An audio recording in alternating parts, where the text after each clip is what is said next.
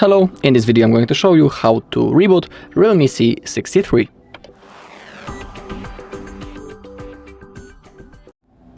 Okay, so let's begin.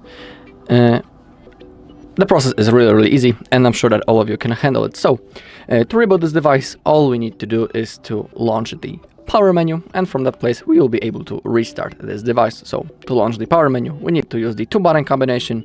We need to click the power button and the volume up button at the same time.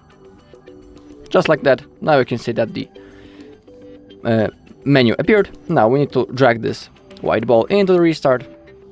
Now release a finger. And now, as you can see, the screen is off.